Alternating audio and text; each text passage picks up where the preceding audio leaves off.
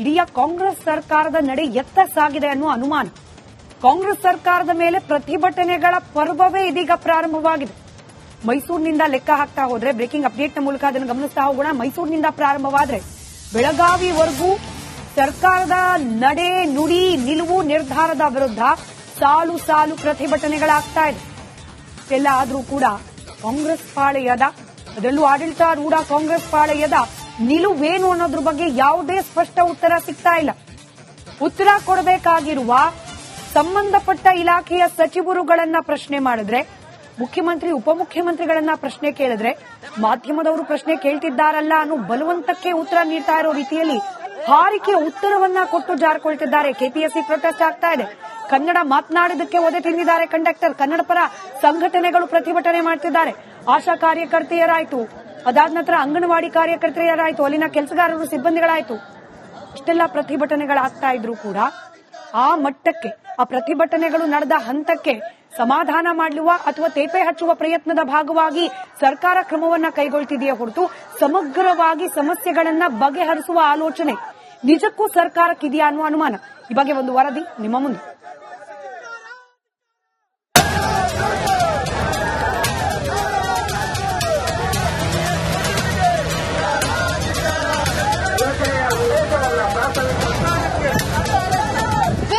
ಕರುನಾಡಿನಲ್ಲಿ ಪ್ರತಿಭಟನೆಗಳ ಪರ್ವ ಶುರುವಾಗಿಬಿಟ್ಟಿದೆ.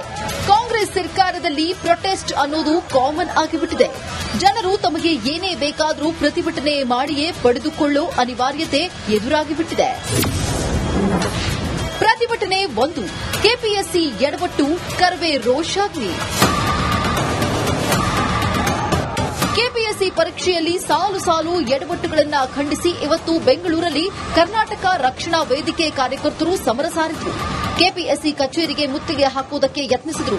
ವಿಧಾನಸೌಧದ ಮುಂದೆ ಹೈಡ್ರಾಮವೇ ನಡೆದು ಹೋಯಿತು.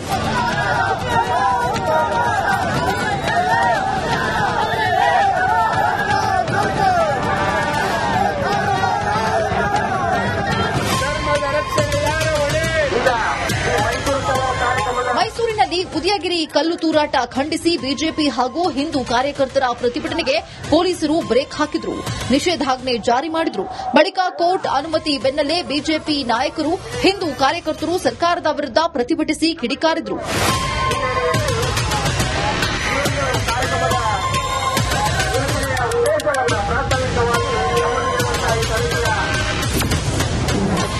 ಪ್ರತಿಭಟನೆ 3, ಎಂಇಎಸ್ ಪುಂಡರ ವಿರುದ್ಧ ಕರವೇ ರೋಷಾವೇಶ.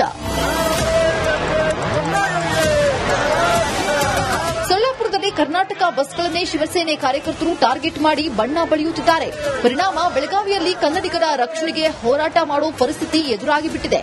ಎಂಇಎಸ್ ಪುಂಡರ ವಿರುದ್ಧ ಕರವೇ ಕಾರ್ಯಕರ್ತರು ಆಕ್ರೋಶವನ್ನ ಹೊರಹಾಕಿದ್ರು.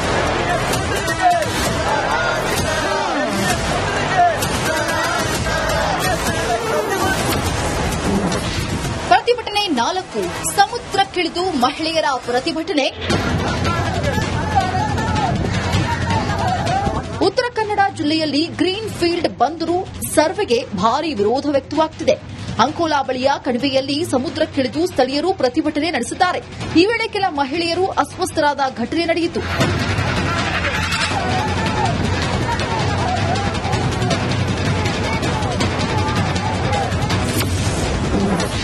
ಪ್ರತಿಭಟನೆ 5, ಕಣ್ಣೀರು ಹಾಕಿದ ಗವಿಮಠದ ಶ್ರೀಗಳು. ಕೊಪ್ಪಳದಲ್ಲಿ ಎಂಎಸ್ಪಿಎಲ್ ಕಾರ್ಖಾನೆ ಸ್ಥಾಪನೆ ಖಂಡಿಸಿ ಬೃಹತ್ ಪ್ರತಿಭಟನೆ ನಡೆಯಿತು. ಬಹಿರಂಗ ಸಭೆಯಲ್ಲಿ ಗವಿಮಠದ ಶ್ರೀಗಳು ಕಣ್ಣೀರು ಹಾಕಿದ್ದಾರೆ. ಫ್ಯಾಕ್ಟರಿ ಧೂಳಿನಿಂದಾಗುವ ಅನಾಹುತಗಳಿಗೆ ನೊಂದು ಭಾವುಕರಾದರು.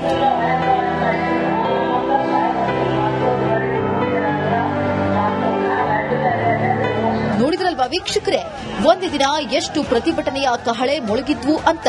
ಜನರಿಗೆ ಏನೇ ಬೇಕಾದ್ರೂ, ಯಾವುದನ್ನೇ ವಿರೋಧಿಸಬೇಕಾದ್ರೂ ಬೀದಿಗಿಳಿದು ಪ್ರತಿಭಟಿಸುವುದು ಅನಿವಾರ್ಯವಾಗಿ ಬಿಟ್ಟಿದೆ. ಸರ್ಕಾರಕ್ಕೆ ಜನರ ಕಷ್ಟಗಳನ್ನ ಅರಿಯುವ ಸಂವೇದನೆಯೇ ಸತ್ತಿದ್ಯಾ ಅನ್ನೋ ಪ್ರಶ್ನೆ ಹುಟ್ಟಿಕೊಂಡಿರೋದಂತೂ ಸತ್ಯ. Bureau report, republic Kannada. ಪ್ರತಿಭಟನೆಗಳು ಎಲ್ಲಾ ಸರ್ಕಾರ ಇರೋ ಸಂದರ್ಭದಲ್ಲೂ ಆಗುತ್ತೆ. ಆದ್ರೆ ಅದಕ್ಕೆ ಪರಿಹಾರ ಅನ್ನೋದು ಕೊಡುತ್ತಾ ಅನ್ನೋದು ಸರ್ಕಾರದ ಕ್ರೆಡಿಬಿಲಿಟಿಯ ಪ್ರಶ್ನೆ ಆಗಿರುತ್ತೆ. ಜನರ ವಿಶ್ವಾಸ ಉಳಿಸಿಕೊಳ್ಬೇಕು ಅಂದ್ರೆ ಪ್ರತಿಭಟನೆಗಳು ಆದ ನಂತರದಲ್ಲಿ ಪ್ರತಿಭಟನಾಕಾರರು ಸಮಾಧಾನದಿಂದ ವಾಪಸ್ ಹೋಗಬೇಕು. ಅಂಥ ನಿರ್ಧಾರಗಳಾಗ್ತಾ ಇದೆಯಾ ಕಾಂಗ್ರೆಸ್ ಸರ್ಕಾರ ಅದರಲ್ಲೂ ಇತ್ತೀಚಿನ ಕೆಲ ತಿಂಗಳುಗಳಲ್ಲಿ ಎದುರಿಸಿದಂತಹ ಪ್ರತಿಭಟನೆಗಳು ಯಾವ ಸ್ವರೂಪದ್ದಾಗಿದೆ, ಯಾರೆಲ್ಲ ಪ್ರತಿಭಟನೆಗೆ ಇಳಿದಿದ್ರು, ಎಷ್ಟೆಲ್ಲ ಸಮಾಧಾನವನ್ನ ಇವರಿಗೆ ಪಡಿಸಿದ್ದಾರೆ ಸರ್ಕಾರದ ಪ್ರತಿನಿಧಿಗಳು ಗಮನಿಸ್ತಾ ಹೋಗೋಣ. ಗೌರವಧನ ಹೆಚ್ಚಳಕ್ಕೆ ಅಂಗನವಾಡಿ ಕಾರ್ಯಕರ್ತೆಯರು ಪ್ರತಿಭಟನೆ ಮಾಡಿದ್ರು. ಇನ್ಫ್ಯಾಕ್ಟ್ ಕಾಂಗ್ರೆಸ್ ಪಕ್ಷ ತನ್ನ ಪ್ರಣಾಳಿಕೆಯಲ್ಲೇನೆ ಹಾಕೊಂಡ್ಬಿಟ್ಟಿತ್ತು, ಅಂಗನವಾಡಿ ಕಾರ್ಯಕರ್ತೆಯರಿಗೆ, ಆಶಾ ಕಾರ್ಯಕರ್ತೆಯರಿಗೆ ಸಂಬಳ ಗೌರವಧನ ಹೆಚ್ಚು ಮಾಡ್ತೀವಿ ನಮ್ಮ ಸರ್ಕಾರ ಬಂದ್ರೆ ಅಂತ ಹೇಳಿ. ಸರ್ಕಾರ ರಚನೆ ಆಗಿ ಅಸ್ತಿತ್ವಕ್ಕೆ ಬಂದು 2 ವರ್ಷ ಆಗ್ತಾ ಬಂತು, ಆದ್ರೂ ತಾನೇ ಕೊಟ್ಟ ಭರವಸೆಯನ್ನ ಈಡೇರಿಸಲಿಲ್ಲ. ಹೀಗಾಗಿ ಅಂಗನವಾಡಿ ಪ್ರತಿಭಟನೆ ಮಾಡುವ ಹಂತಕ್ಕೆ ಹೋದ್ರು ಕಾರ್ಯಕರ್ತೆಯರು. ಅದಾದ ನಂತರದಲ್ಲಿ ಪುಡಿಗಾಸು ಸಂಬಳ ಕೊಡ್ತಿರೋದನ್ನ ವಿರೋಧಿಸಿ ಆಶಾ ಕಾರ್ಯಕರ್ತೆಯರ ಕಿಚ್ಚನ್ನ ಕೂಡ ಸರ್ಕಾರ ಕಾಣುವ ಸಂದರ್ಭ ಎದುರಾಯಿತು. ಇದು ಕೂಡ ತನ್ನದೇ ಭರವಸೆಯ ಭಾಗ, ಈಡೇರಿಸಲಿಲ್ಲ. ಅಟ್ಲೀಸ್ಟ್ ಸರ್ಕಾರ ರಚನೆಯಾಗಿ ಪ್ರತಿಭಟನೆ ಮಾಡಿದ ನಂತರದಲ್ಲಾದ್ರೂ ಆಶಾ ಕಾರ್ಯಕರ್ತೆಯರಿಗೆ ಸಮಾಧಾನ ಆಗೋ ರೀತಿಯ ನಿಲುವನ್ನ ಕೈಗೊಳ್ತಾ ಸರ್ಕಾರ. ಉತ್ತರ ಆಶಾ ಕಾರ್ಯಕರ್ತೆಯರಿಗೇನೆ ಸ್ಪಷ್ಟವಾಗಿ ಗೊತ್ತಿದೆ. ಇದರ ಜೊತೆಯಲ್ಲೇ ವೇತನ ಪರಿಷ್ಕರಣೆಗೆ ಕೆಎಸ್ಆರ್ಟಿಸಿ ಚಾಲಕರು ಕೂಡ ಪ್ರತಿಭಟನೆಯನ್ನ ಮಾಡಿದ್ರು.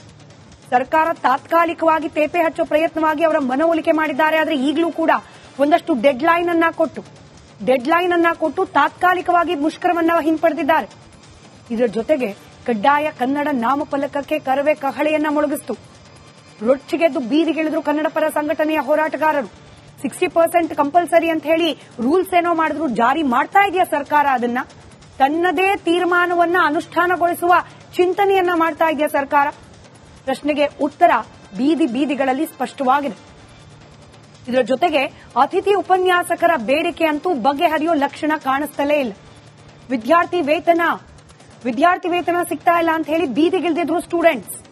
ಇದೀಗ ಕೆಪಿಎಸ್ಸಿ ಸರದಿ, ಕೆಪಿಎಸ್ಸಿ ಪರೀಕ್ಷೆಯಲ್ಲಿ ಆಗ್ತಾ ಇರುವ ವಿಳಂಬ ನೀತಿ, ಹಾಗೆ ಅಲ್ಲಿ ನಡೀತಾ ಇರುವ ಬೃಹತ್ ಭ್ರಷ್ಟಾಚಾರ, ಅದರಲ್ಲೂ ಕನ್ನಡ ಮಾಧ್ಯಮದಲ್ಲಿ ಪರೀಕ್ಷೆಯನ್ನ ಬರೆಯುವ ಅಭ್ಯರ್ಥಿಗಳಿಗಾಗ್ತಾ ಇರುವ ಅನ್ಯಾಯ, ಇದನ್ನ ಖಂಡಿಸಿ, ಈ ಸಾಲು ಎಡವಟ್ಟುಗಳನ್ನ ಖಂಡಿಸಿ ಇವತ್ತು ಪ್ರತಿಭಟನೆ ಆಗಿದೆ.